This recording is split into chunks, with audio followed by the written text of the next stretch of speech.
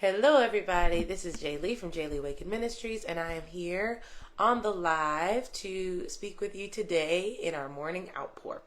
I am the owner and the founder of Jaylee Ministries. It is based in Lexington, Kentucky, but it is nationwide throughout the world. You are able to receive coaching from us. We also have counseling and training services, and it's all to help you meet the intersection in your life of your spiritual vitality and your mental health. So we are a place that is also known as the home of prophetic therapy.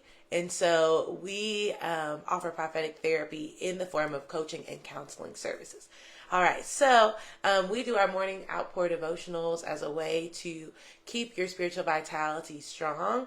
And so today I want the first day of May. I have felt the Lord wanted me to speak about intercession and how it works to be an intercessor and just the different intercessors we have represented in the Word of God. And so today I want to talk about Abigail. So I'm going to read this story of Abigail and then pull out the insights that I believe that I've received from the Lord. So starting at 1 Samuel 25, verse 23.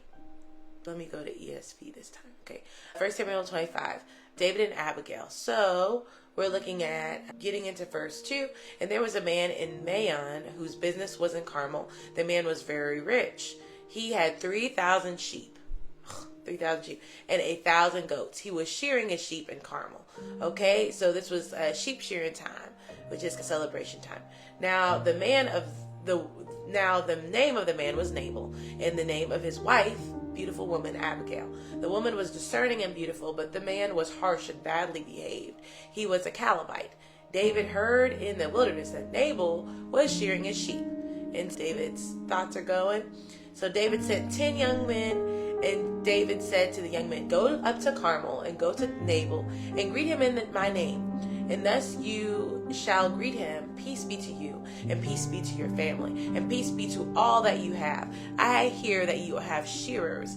Now your shepherds have been with us, and we did them no harm." So we watched over your shepherd. We watched over, obviously, the sheep and made sure there was no harm to them in the wilderness, right? And so he's saying, because we did that, we are now asking you to help us out. Right? So now your shepherds have been with us. We caused no harm.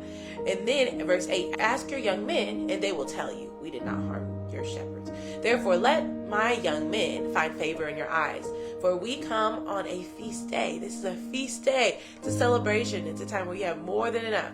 And please give whatever you have at hand to your servants and to your son David.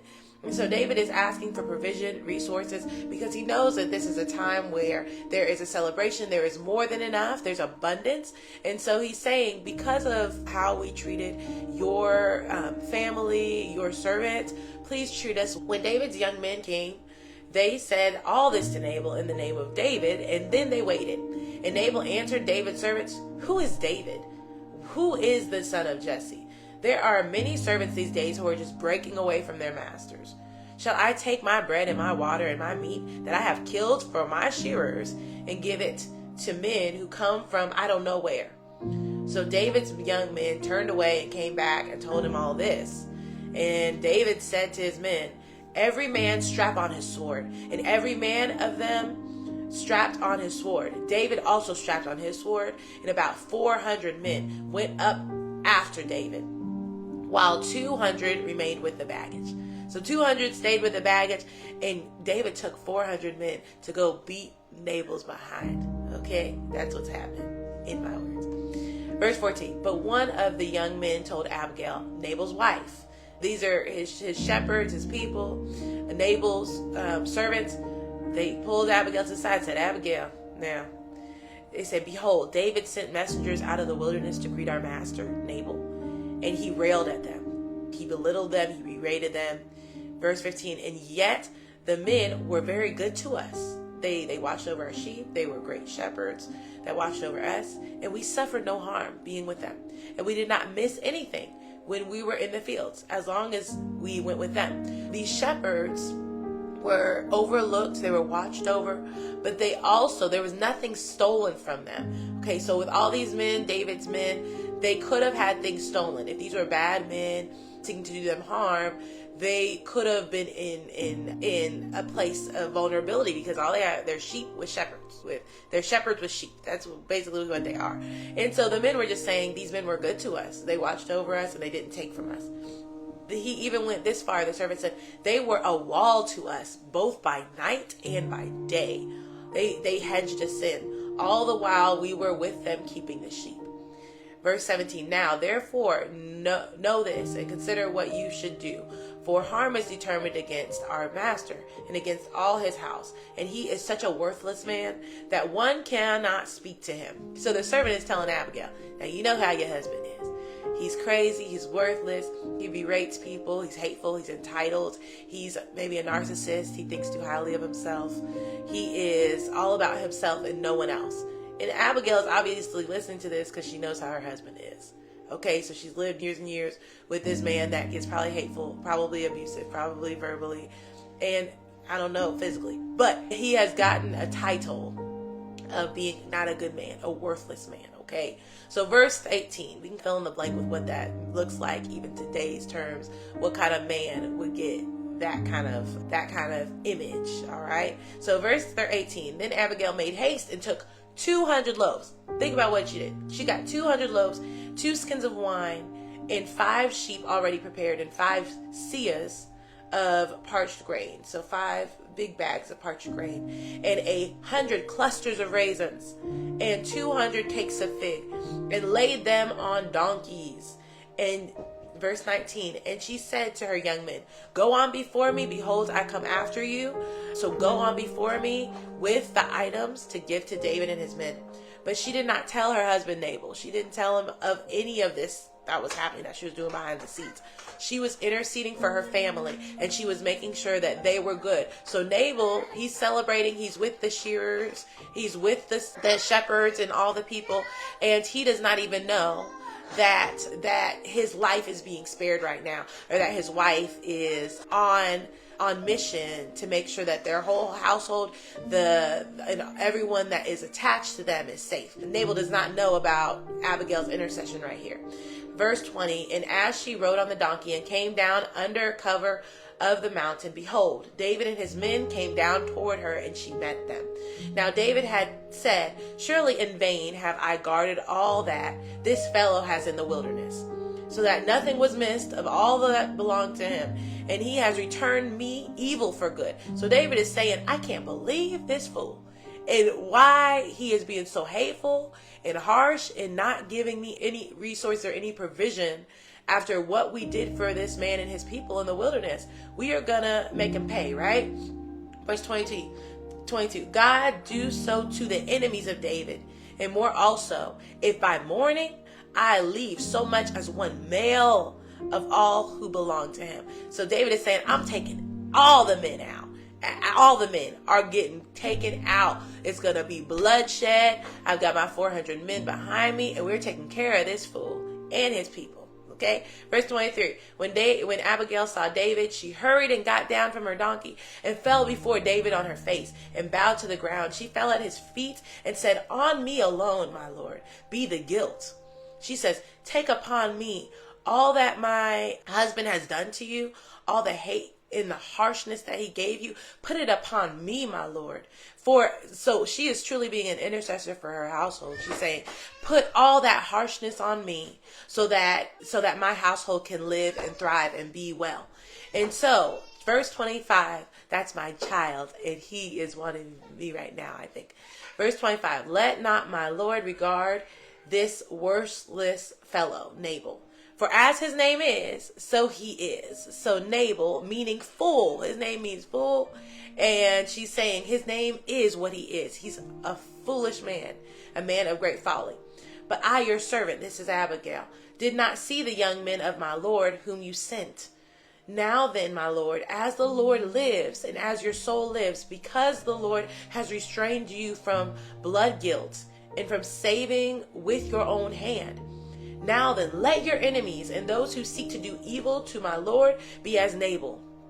Okay, so she's saying, let the people that have tore you apart, Saul, people that are trying to be ruthless and hateful and seek you out, let all those men be like Nabal would be. a dead man. What he was going to do to Nabal, let that happen to David's enemy. So she's almost praying that because you let my family live and be, let no bloodshed come upon your head, or no coals fall on your head, but let everything that was going to come to, that you're going to do to Nabal, let that be done to your enemies, not by your hand, but by God. Let God do that to your enemies, is what she's praying right now. Verse 27, and now let this present that your servant has brought, they obviously are bringing all this stuff in for David, brought to my Lord, be given to the young men who follow my Lord. All the young men given all this food. Please forgive the trespass of your servant. Please forgive me for coming this way, but I was basically wanting to make it right with you.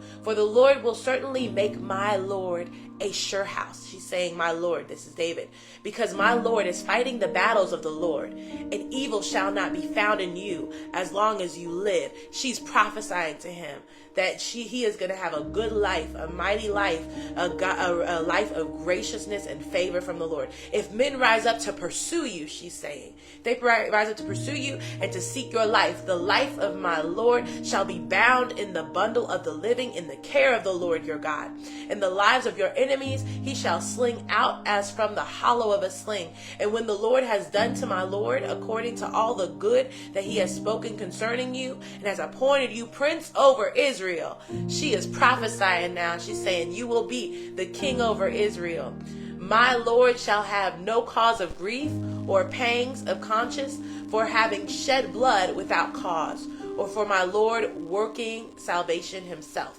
So she's saying, if you do not take this into your own hands and kill Nabal, God is going to bless you. Basically, she's saying this is a test, but you are going to be faithful to not bring bloodshed on this family. You're going to stand firm, and God is going to fight your battles, and you will be the king of Israel. That if you stand firm, if you do not give in to the woes and the wiles of the enemy, if you don't give in to sin, God will make you a great nation, and that you will have authority. She is prophesying this to him. Abigail is prophesying this to David, not even really knowing his full situation. She's prophesying this. And she says, and when the Lord has dealt well with my Lord David, she's saying, please remember me. Please remember me as your servant. Verse 32. And David said to Abigail, blessed be the Lord, the God of Israel, who sent you this day to me. Blessed be your discretion. He's saying, you are a wise woman. And blessed be you who have kept me this day from blood guilt. Man, and from working salvation from my own hand. You stopped me from doing something hateful and sinful because I was angry. For as surely as the Lord, the God of Israel lives, who has restrained me from hurting you, unless you had hurried and come to meet me, truly by morning there had not been left to Nabal as much as one man.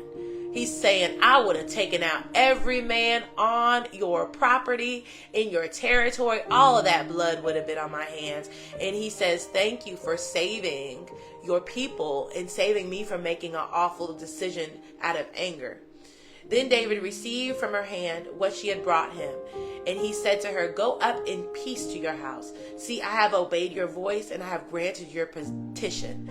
So Abigail's intercession is powerful, and it worked mightily in her family's life and in the life of David. David could have, because of his anger and his rage in that moment, could have made an awful decision to kill, and could have put him being king in jeopardy. Okay? Just like in other times with Saul and David, those interactions, David could have killed Saul, and he was given opportunities and testing, and he could have taken Saul's life, but God had told David to spare his life.